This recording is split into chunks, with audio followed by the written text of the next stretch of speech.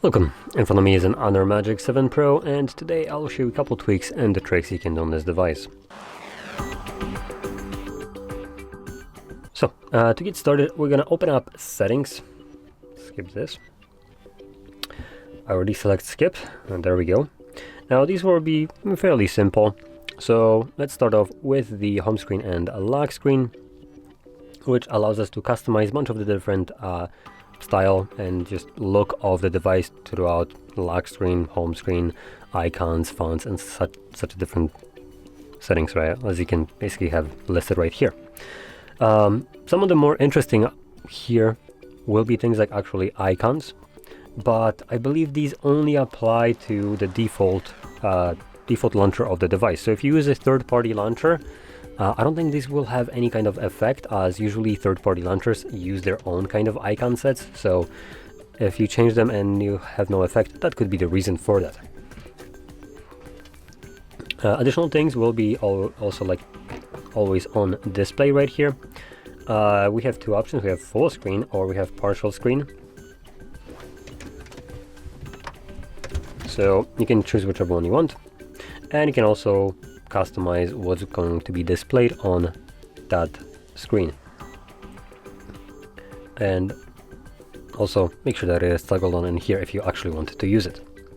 Now moving on to the display and the brightness, we have dark and light mode. Now you can choose either one of those, whichever one you want, but we also have the auto switch option below.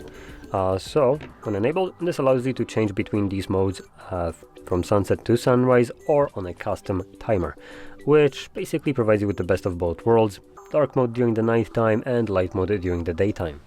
So it's easier to look at your display in pitch black and also easier to see something in direct sunlight.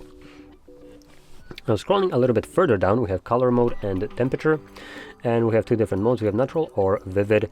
This is just basically the saturation of the display. If you find it that the colors are a little bit overdone on this device, you can change it to natural. This is completely preferential, though apparently the natural uses sRGB space, or P3. I'm not sure how is it, or it should basically be one or the other, but whatever. In any case, now we can move on to some interesting things like the screen resolution, and here we have several different options. By default, it is enabled to use smart resolution, which utilizes basically lower resolution if the device doesn't need to run it at higher. So example is you watching some YouTube video that is 720p only. In this case, the device would actually lower its resolution to low, as that is still higher than 720p resolution, as you can see. But if you're looking at some, for instance, images that are high quality 4K images, it would automatically crank up the resolution to max to allow you to utilize the maximum resolution and give you the highest fidelity that it possibly can. Now, what I kind of want to point out here, most of these options are kind of useless. I personally like to select it on the standard, as I genuinely cannot tell the difference between these two options. 900p or 960, I think it was. It genuinely doesn't look any different.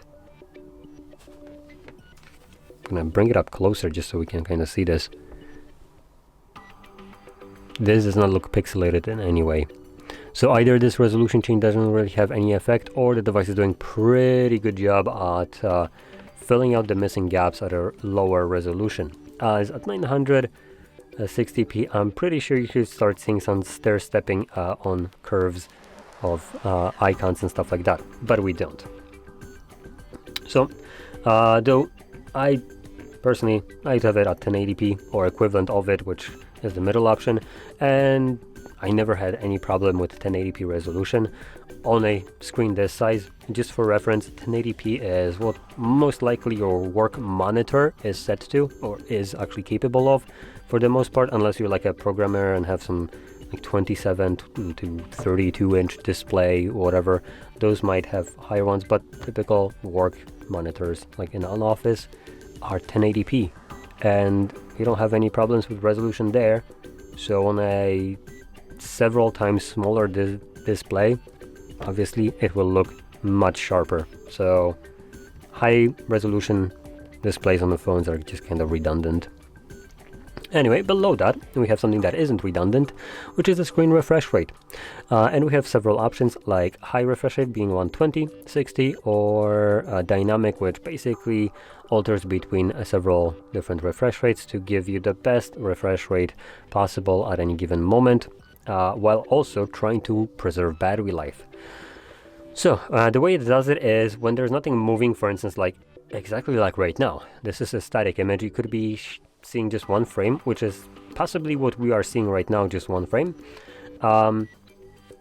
So by showing only 1 frame per second, it is saving battery because it's not like wasting the energy to do 120 frames per second for no reason when 1 frame, 120 looks exactly the same. You can't tell the difference. But the moment I start scrolling up and down, it would instantly swap to the smooth refresh rate to give me, you know, this nice kind of motion of 120 hertz. So that's what dynamic does. Standard would run permanently at 60 and then nothing else, which might look a little bit crappier. But if you don't actually see much of a difference between the smooth dynamic, for instance, option and standard, you actually might get a better battery life on standard. But I only recommend you using that if you don't see a difference. And I also want to point out that if you have power saving mode enabled, then even if in here you have dynamic selected, power saving mode enables standard anyways. And under no circumstance do I recommend selecting high option at the bottom, as this just permanently runs the device at 120, so it wastes a lot of energy when there's nothing happening on the display. And just gives you the benefit when you're moving through the device. So that's the benefit, which is the same thing that the dynamic does without the battery saving features that it comes with. So if you want to have that smooth refresh rate, go with the dynamic. If you don't see a difference, go with the standard, and don't ever go with high. Now below, we also have video enhancer. This allows you to basically use a super dynamic display, enhances HD video brightness, so it's basically fake HDR kind of thing. So it tries to make the image that you can see right here pop a little bit more. Like I said, fake HDR. It takes standard dynamic range of a image that is being fed to it and converts it to high dynamic range, cranking up some bright areas to be brighter and dark areas to stay, for instance, the same luminescence, or depending on what it thinks should it be, just adjust it to that level. So you might have a more appealing image. Now, thing to keep in mind here, it will use processor to achieve this, therefore it's going to consume more power. But this is only going to be done in supported applications. So if you open that up, it shows you that it will only work right now with the installed applications in YouTube, Video Player, and Gallery. I don't have any apps other than those 3 installed right here. So chances are if you have other applications installed, they might be supported by this feature as well and be listed in here. And then we have Vivid Display, optimized video clarity and color with AI for more vivid and vibrant picture. So again, this kind of these two actually feed into each other. I think this actually might be resolution wise, AI for more realistic experience.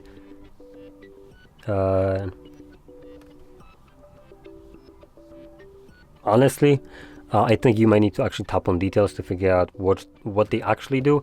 Both of these seem like they would achieve the same kind of thing. I just worded it differently, but one I presume will be the fake HDR, the other one will be a higher resolution option. Anyway, one last thing that I wanted to show is going to be, I believe, under system and update and system navigation. So here we have the gesture navigation and the 3-button navigation. You can swap between them if you want to. And interestingly enough, we have the option to minimize kind of the minimalistic look to the device by removing this useless bar at the bottom when you're using gesture navigation. So show navigation bar, voila, it's gone. And like I said, it provides you nothing in reality. While removing it, it still retains the same exact functionality, just doesn't clutter your display with a pointless little bar at the bottom. So with that being said, hopefully you found this very helpful. And if you did, don't forget to hit like, subscribe, and thanks for watching.